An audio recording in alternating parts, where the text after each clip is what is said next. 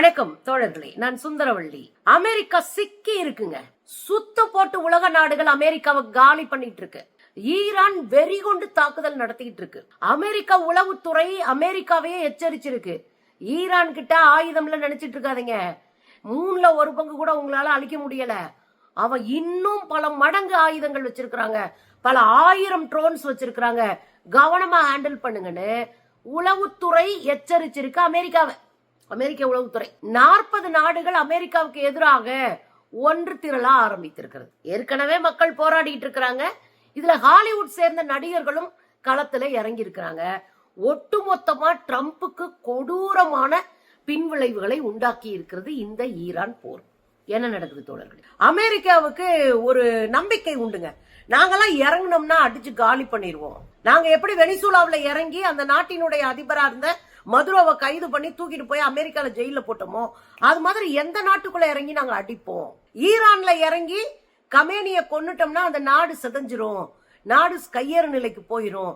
அதுக்கப்புறம் 48 மணி நேரத்துல அந்த நாட்டுல இருக்கிற எண்ணெய் வளங்களை நாங்க கொள்ளையடிச்சிருவோம் நம்பிக்கிட்டு தான் இந்த குரூப் இறங்குனது. ஆனா என்ன ஆகி போச்சுன்னா பேக் ஃபயர் ஆகி போச்சு. வச்சு செய்யறாரு ஈரான்ல அந்த புரட்சிகர படை, ஈரானிய புரட்சிகர படை வேற லெவல்ல மல்லுகட்டுறாங்க.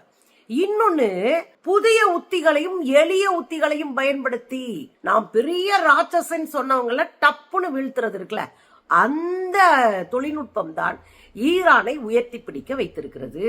இதுக்கு இடையில என்ன பண்றதுன்னே தெரியல. ட்ரம்புக்கு மிகப்பெரிய பின்னடைவாய்ப்புச்சு.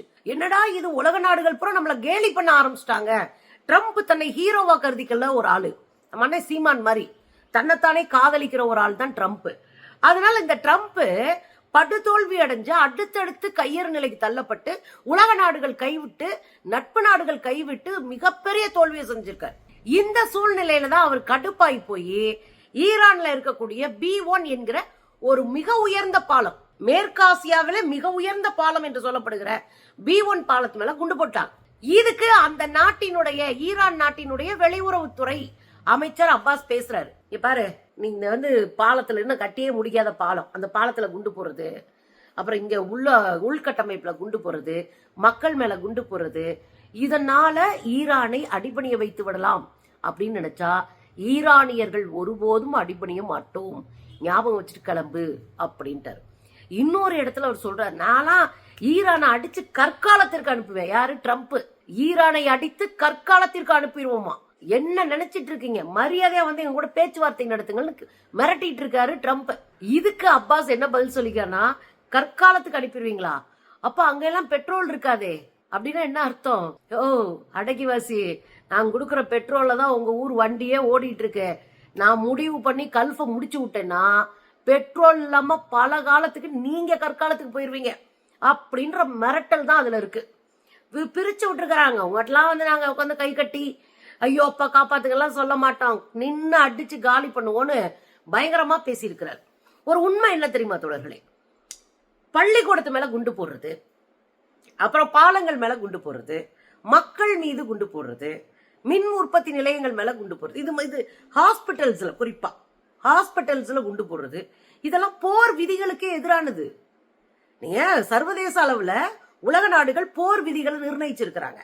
அந்த போர் விதிகள்ல பள்ளிக்கூடங்கள் மீது, மருத்துவமனைகள் மீது, முக்கியமான செஞ்சிலுவை சங்கம் போன்ற தன்னார்வ தொண்டு நிறுவனங்கள் மீது பாதுகாக்க மீட்பு படைகள் மீதெல்லாம் போடக்கூடாது குண்டு. இந்த கும்பல் எல்லார் மேலேயும் டப்பு டப்பு டப்புன்னு குண்டு போடுது. இது சர்வதேச விதிகளுக்கு எதிரானது. இது போர் குற்றம். ட்ரம்ப் செஞ்சிட்டு இருக்கிறது போர் குற்றம். என்னக்கா புதுசா கண்டுபிடிக்கிறீங்க? அவங்க எப்பயுமே போர் குற்றம் தான் செய்வாங்க. ஆனா இங்கே அதான் நினைவூட்டுறேன். அப்ப எல்லாத்தையும் ஒழிச்சு கட்டி நாங்க இவங்களெல்லாம் காலி பண்ணிடுவோம் அப்படின்னு நினைச்சா அடிச்சு ஆடுறதுக்கு தயாரா இருக்கு. இன்னொரு விஷயம் கூட நடந்து போச்சுங்க. நாங்கெல்லாம் உங்களுடைய மின் திட்டங்களை எல்லாம் காலி பண்ணுவோம், ஈரானுடைய மின் திட்டங்களை எல்லாம் காலி பண்ணுவோம், மின்சாரத்தை கூண்டோடு காலி பண்ணுவோம் அப்படின்னு சொன்ன உடனே இந்த ஈரான் என்ன சொல்லிச்சு, உன்னுடைய தகவல் தொழில்நுட்பத்தையே முடிச்சு விட்டுருவேன், ஒட்டுமொத்தமான உலக நாடுகளுடைய தகவல் தொழில்நுட்பத்தை முடிவுக்கு கொண்டு வந்து விடுவேன், அமெரிக்காவை மையமாக வைத்து இயங்கக்கூடிய தகவல் தொழில்நுட்பம் எல்லா நிறுவனங்களையும் அடிச்சு காலி பண்ணுவேன்னு சொல்லிட்டு பஹ்ரைன்ல போய் என்ன பண்ணிருக்காங்க அப்படின்னா, அமேசானுடைய வெப் சர்வீஸ் நிறுவனம் இருக்கு, அந்த நிறுவனத்து மேல குண்டை போட்டு விட்டுருச்சு ஈரான். இதெல்லாம் சாம்பிள் தான். உனக்கு இருக்குடி அப்படின்னு வச்சிருக்கு. இப்ப அமெரிக்க நிறுவனங்களை தாக்க ஆரம்பிச்சிட்டாங்க. ஏற்கனவே அமெரிக்காவுக்கு உதவக்கூடிய நாடுகளை எல்லாம் மொத்தமா அடிச்சு ஓரமா உட்கார வச்சிருச்சு ஈரான். நீர், அதாவது ஹார்மூஸ் நீரிணை அதை அடிச்சு உட்கார வச்சு பொருளாதாரமா மொத்தமா முடிச்சிருச்சு. 20,000க்கு மேற்பட்ட மாலுமிகள், கப்பலுடைய கேப்டன்ஸ் அங்க நடுக்கடல்ல தத்தளிச்சுக்கிட்டு இருக்கிறாங்க உணவு இல்லாம. அதை ஒரு வழியா இது பண்ணி விட்டாங்க. அதுக்கப்புறம் பாத்தீங்கன்னா இதை கடந்து போறதுக்கு நான் சுங்க கட்டணம் வசூல் பண்ணுவேன், வரி வசூல் பண்ணுவேன் அப்படின்னு அங்க நாடாளுமன்றத்துல தீர்மானம். அடுத்தடுத்து பக்கா பிளான்ல இறங்குது ஈரான். காட்டு பிராட்டி தரமா கண்ணை மூடிட்டு அடிச்சிட்டு இருக்கு இஸ்ரேலும் அமெரிக்காவும். அதனாலதான் அவங்க தோத்து போறாங்க. இவங்க சின்னதா அழகா பிளான் பண்ணி அடிக்கிறாங்க. நீங்க இதுல இன்னொரு விஷயம் பாத்தீங்க அப்படின்னா, நேற்று அமெரிக்க போர் விமானம், மிக முக்கியமான 5வது தலைமுறை விமானம், தொழில்நுட்பத்துல அவ்வளவு உயர்வான விமானம், அதெல்லாம் தொட்டுக்கவே முடியாதுன்னு சொல்லக்கூடிய A-10 அப்படின்ற ஒரு விமானத்தை போட்டு பொழந்துருச்சு ஈரான். முடிச்சிருச்சு. ஈரான் A-10 விமானத்தை முடிச்சிருச்சு. என்னங்க நடக்குது? தொடவே முடியாது, கண்காணிக்கவே முடியாது. எல்லா கண்காணிப்பு வளையத்திலையும் மண்ணை தூவிட்டு போற விமானம் அப்படின்னு சொன்னா, அந்த விமானத்தை அடிச்சு உடைக்கிறது இருக்குல்ல, நம்ம அண்ணன் விஜய் தான் சொல்லுவாரு, பிராண்ட உடைக்கிறதுல தாண்டா நான் ஸ்பெஷலிஸ்டே அப்படின்ற மாதிரி. நீ எவ்வளவு பெரிய பாதுகாப்பு வளையத்தையும் கொண்டு வா, நான் அடிச்சு காலி பண்ணி காட்டுறேன் அப்படின்ற தொழில்நுட்ப அறிவு இருக்கு அவங்களுக்கு, ஈரானுக்கு. ஏற்கனவே F-15 போட்டாச்சு, அடுத்து ஒன்னொன்னா அடிச்சு காலி பண்ணிட்டு இருக்கிறாங்க. கப்பல்களை காலி பண்றாரு. இப்படி அடிச்சு காலி பண்ணிட்டு போகுது ஈரான். இந்த நேரத்துலதான் அமெரிக்காவினுடைய உளவுப்படை அமெரிக்காவை எச்சரிக்குது, நீங்க எச்சரிக்கையா இருங்க, ஈரான்ட்ட ஆயுதம் இல்லைன்னு நீங்க பாட்டுக்கு உள்ள இறங்கிறாதீங்க. நீங்க அழிச்சதா நம்புறீங்க பாருங்க. அந்த ஆயுதத்தோட எண்ணிக்கை எவ்வளவுனா 3ல 1 பங்க கூட நீங்க அழிக்கல. அவங்க ஆயுத கிடங்குகளை தயாரா வச்சிருக்கிறாங்க. ஆயிரக்கணக்கான ட்ரோன்ஸ் இன்னும் வச்சிட்டு இருக்கிறாங்க. லட்சக்கணக்கான மிசைல்ஸ் வச்சிருக்கிறாங்க. அடிச்சாங்கன்னா நம்ம காலி ஆயிருவோம். நீங்க அவ்வளவு எளிமையா ஈரானை நீங்க எடை போடாதீங்க அப்படின்னு அமெரிக்க உளவுத்துறை ட்ரம்புக்கு எச்சரிக்கை விடுத்திருக்கிறது. பாருங்களேன், பாத்தீங்கல்ல, அமெரிக்க பத்திரிகைகள் எழுதுறாங்க. அமெரிக்க உளவுப்படை கூட பேசி என்ன உண்மை தகவல்னா அமெரிக்க பத்திரிகைகள் எழுதுறாங்க. ஏற்கனவே அங்க போராட்டம் நடந்துச்சா, மக்கள் நோ கிங், நீ ஒன்னும் ராஜா கிடையாது அப்படின்னு போராட்டம் நடத்தினாங்களா. கிட்டத்தட்ட 2 கோடி பேருக்கு மேல போராட்டம் நடத்துறாங்களா. இன்னைக்கு அந்த போராட்டம் தொடர்ந்துட்டு இருக்கா. அந்த போராட்டத்தில் அடுத்த கட்டமாக என்ன நடந்திருக்கு, ஹாலிவுட் நடிகர்கள் களத்துல இறங்கி இருக்காங்க. நீ ஒன்னும் கிங் இல்ல, இறங்கி வா, உங்க அதிகார பசிக்கு நாங்க பலியாக முடியாது அப்படின்னு ஹாலிவுட்ல இருக்கிற நடிகைகள், அதுவும் ரொம்ப ஃபேமஸா பழைய நடிகர்கள் வதுக்கு எல்லாரும் இறங்கிட்டாங்க. பாருங்களேன். Don't just come to No Kings. Bring 5 friends. Bring people who haven't gone to protest before. இதுக்கு இடையில என்ன பண்றதுன்னு தெரியாம அமெரிக்க அதிபர் ட்ரம்ப் என்ன பண்ணிருக்காருன்னா, தங்களுடைய உச்சபட்ச தளபதியாக, ராணுவ தளபதியாக இருந்தவரை பணி நீக்கம் செஞ்சிருக்கிறாங்க. ராணுவ தளபதியை தூக்கிட்டாங்க. நீங்க பணியிலே இருக்க வேணாம், கிளம்புங்க அப்படின்னு நீக்கி இருக்கிறார். அதாவதுங்க, ஆத்திரத்துல புத்தி மட்டமா தான் வேலை செய்யும். நீங்க ஆத்திரத்துல ஒரு முடிவு எடுத்தோம்னா நம்ம தெளிவான முடிவை எடுக்க மாட்டோம்.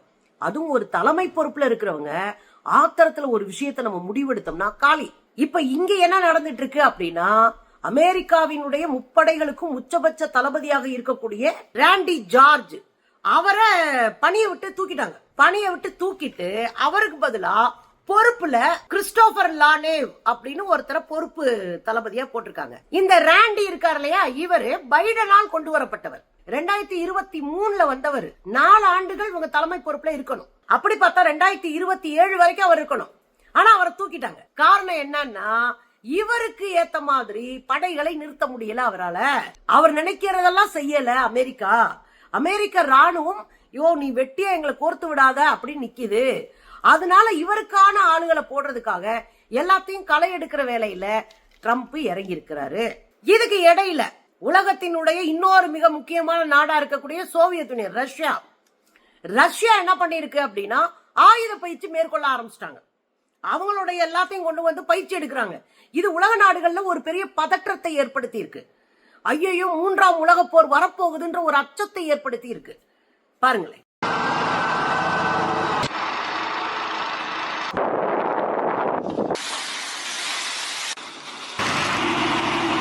பாத்தீங்கல்ல, ரஷ்யா பயிற்சி எடுக்க ஆரம்பிச்சிருக்கு. நான் எல்லாத்துக்கும் ரெடி, வா அமெரிக்கா வா அப்படின்னு கூப்பிடுற மாதிரிதான் அதெல்லாம். இதுக்கு இடையில 40 நாடுகள் அமெரிக்காவை கை கழுவி இருக்கிறது.